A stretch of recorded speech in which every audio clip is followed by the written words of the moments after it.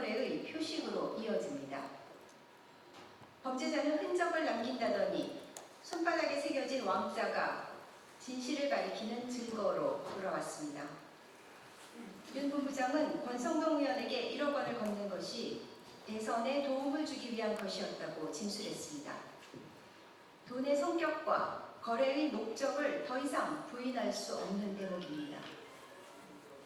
명백한 증거와 증언이 가리키는 바가 또렷한데 권 의원은 여전히 금품 사실을 부인하며 손바닥으로 하늘을 가리려 합니다. 그러나 왕자의 흔적은 지워질 수 없습니다. 의혹의 실타래를 풀지 않는 한 헌정질서 유린에 대한 국민적 심판을 피할 수 없을 것입니다. 왕자가 새겨진 현금 상자 포함 출처가 확인된 이상 종착지도 반드시 밝혀져야 합니다. 권성동 의원은 이제라도 왕자가 새겨진 현금 상자 등에 얽힌 진실을 낱낱이 고백하고 법의 심판대 위에 스스로 올라야 합니다. 그것만이 역사 앞에 최소한의 책임을 다하는 길입니다. 네, 두 번째는 대왕고래는 대광고래였습니까? 라는 제목입니다. 한국석유공사가 대왕고래 프로젝트 첫 탐사 시추를 통해 획득한 시료를 정밀 분석한 결과 경제성이 있는 수준의 가스 회수 불가능이라는 결론을 내린 것으로 알려졌습니다. 지난해 6월 당시 윤석열이 삼성전자 시가총액 5배라며 국민들을 들뜨게 했던 사업이 대왕고래가 아니라 국민 우려대로 대광고래가 된 것 아닙니까? 애초부터 실체가 불분명했던 신기루는 헛된 희망을 낳았고 그 좌절은 고스란히 국민의 몫이 되었습니다. 총선 패배 후 국면 전환을 위해 성급하게 띄운 정치적 이벤트가 결국은 국민 혈세를 허공에 흩뿌린 희망 고문으로 귀결될 것입니다. 성공 가능성이 지극히 낮은 시추공에 개당 1천억에 달하는 천문학적 비용을 쏟아붓겠다는 발상은 누구의 머리에서 나온 것입니까?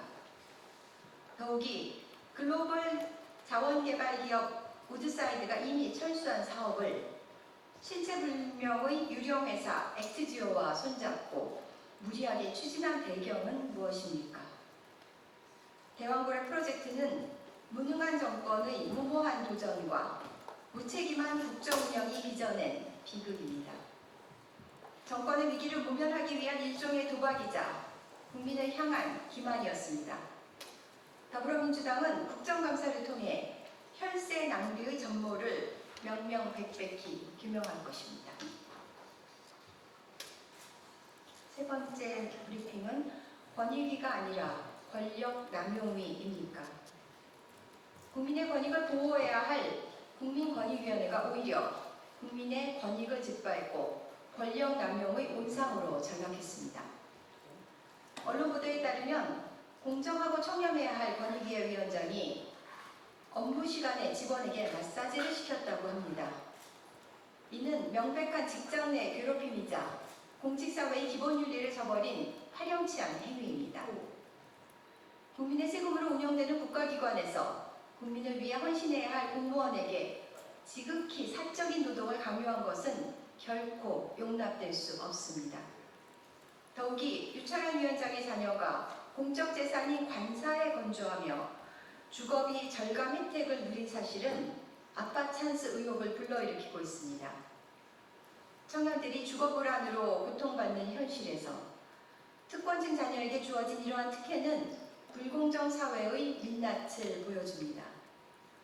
이미 권익위는 인사비리 의혹으로 국민의 신뢰를 잃은 바 있습니다. 그런데도 유 위원장은 사태에 대해 어떠한 책임도 지지 않은 채 자리를 지키며 국민에 대한 최소한의 도리조차 저버렸습니다. 더불어민주당은 이번 사태를 결코 좌시하지 않을 것입니다.